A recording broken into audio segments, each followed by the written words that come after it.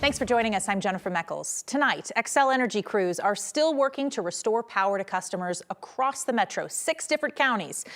And that work could continue into tomorrow. They shut off power for thousands of people yesterday about 3 o'clock in the afternoon as a precaution for those very strong winds that could have potentially caused fires.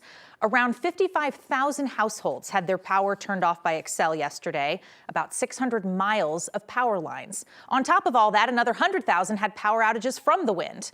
Crews say re-energizing the power lines is a diligent process. They have to have eyes on everyone to make sure it's safe. Xcel's also responding to some criticisms today about how they communicated where and when they were planning those power outages yesterday. Some homeowners got notified before the outages, but not everyone. And a lot of customers were calling for a specific map of the outage areas, something Xcel didn't offer until late last night, hours after they already turned off the power. That is lesson number 1 for us, is that we need to think about how we incorporate an interactive separate map that gives folks, our customers, an opportunity to better understand if they were impacted based off of which priority and tier that was. Power lines did spark in some spots. We've got some video from our viewer Matt, who says this is video from his backyard in Littleton. As of this morning, his power was still out. Authorities across the state are warning a lot of traffic lights are still out today, so be really careful if you're driving through intersections. Just treat them like a 4-way stop sign. Downed trees, also a problem just about everywhere. This is a photo from West Metro Fire today, a home in Lakewood, where crews had to climb over a 40-foot pine tree that ripped out a gas meter. Fallen trees and yards is a common theme today. A lot of homeowners spent their days cleaning up a big mess in their yard. Our Janelle Finch joins us live from Lakewood tonight. A couple of neighbors joined in to help each other out today. That's right, Jenny. If you didn't get a chance to go outside yesterday, you might be surprised walking around Denver and you run into something like this, a giant tree down on the sidewalk, blocking your path, maybe even causing you to use the street as a detour. Damage like this in the metro area extended to surrounding areas, impacting homeowners in big and small ways. Most days on this Lakewood street are quiet. It was part of the draw for Miles Reynolds. Yes, it's a perfect location. We love it. We've been here for 30+ years. But it's not what keeps him here. We've got the greatest neighbors. That's why we don't leave.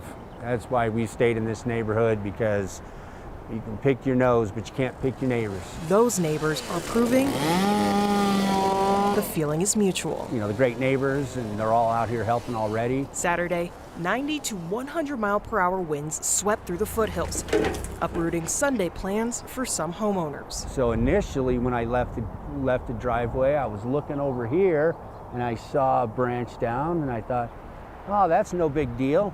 And then I looked over here and said, well, that's a big deal. A pine tree fell into his front yard, blocking part of the garage. I'm thinking I could just get there and just lift this up and pull it off. The job required heavy equipment, smaller tools, and neighborhood strength to reveal the true extent of damage. Uncovering a family heirloom. Yep, they don't make them like they used to. The grandpa converted a 34 Ford and put it on a 4-wheel drive chassis. And this is what he liked to do and enjoy, and ended up passing away several years back and gave it to the grandson. Glad it's not damaged. Miles says he's blessed. His only loss is a destroyed water well. Those blessings extend to the neighbors he can count on, and the ones he's only just met. Miles. Hey, Rob. Rob. Nice to meet you. Nice to meet you. Good luck with all this. Now, Miles isn't dealing with serious loss after this last windstorm, nothing like here, but he says that he is no stranger to loss. In a previous windstorm, one of the trees outside his home actually came down on his boat. Luckily, like said, this time around, just the well that hasn't worked in the last decade, he tells me. Live in Denver, Janelle Finch, 9 News. If you got to have something broken, better something that wasn't working in the first place. So, all right, Janelle, thank you. Let's bring in Lauren Robinson now. So the wind, I mean, it's still kind of whipping today, but certainly much died down. Yeah, so it's going to continue to calm down as we go through the rest of the evening. It was still pretty breezy this afternoon, but nothing like what we saw yesterday. Boy, was yesterday windy. So we do still have some high wind alerts and red flag warnings that'll be in effect for the next couple of hours or so. But let's take a look at our wind gust map. You can see the northeastern corner of the state, the windiest right now. These winds coming in around 46 miles per hour in Akron. You can see lots of 30 to 40 mile per hour wind gusts across the northern plains and northern portions of the Front Range. We zoom into the Front Range here. You can see Broomfield, 44 mile per hour wind gusts. Denver seeing between 20 and 30 mile per hour wind gusts, and then stronger to the north and east. Fort Morgan reporting 45 mile per hour wind gusts there. So we're calming down a bit, but we do still have some alerts in effect. We have high wind warnings in effect for the next hour or so for the northern plains. This will also be northern portions of the Front Range through Wyoming, Cheyenne and Laramie. Those areas also seeing 60 mile per hour wind gusts. Now, with those winds and the dry air that we're seeing, we do still have red flag warnings in effect. Those will stay in effect until 8 o'clock this evening. This is going to be the majority of the Front Range and eastern plains. Again, very strong winds paired with dry air that could create some fire danger there. Now, as you take a look at our HD Doppler radar, that system that brought through those strong winds is now pushing its way north and east. You can see it's centered over Valentine, Nebraska there, but we take a look over Colorado. We're going to be pretty dry through the rest of the evening. So we're going to watch for those winds to continue to calm down overnight and into tomorrow. We're going to watch for some midweek warming, leading all the way to temperatures in the middle to upper 70s by next weekend. Lauren, thank you. Here's a live look at the Eisenhower Johnson tunnels this afternoon. Ski season begins to slow down today. The first handful of resorts are now closing for the season. They are Aspen Highlands, Ski Cooper, Crested Butte, Keystone, Telluride, Wolf Creek, and Sunlight Mountain Resort. Monarch Mountain and Powderhorn will be closing tomorrow through Thursday, with one more weekend session available next weekend. They call that bonus skiing. In other news tonight, a 12-year-old boy has died after a crash in Clear Creek County. Deputies say he was in a truck that got submerged in the river. It happened around 9 o'clock last night on the I-70 westbound off-ramp near Empire Junction. Officers arrived to other people that were standing outside the car screaming for help. They jumped into the water to get the boy out, but he was stuck between the truck and a boulder. They were able to lift the truck, get him out, and take him to the hospital, where he later died. The FAA is now investigating after a Southwest Airlines plane had to make an emergency landing shortly after leaving Denver. The FAA says the engine cover flew off and hit the wing flap.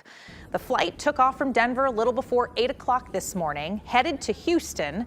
Here's some video from a passenger on that plane. They tweeted this as the plane was moving down a runway.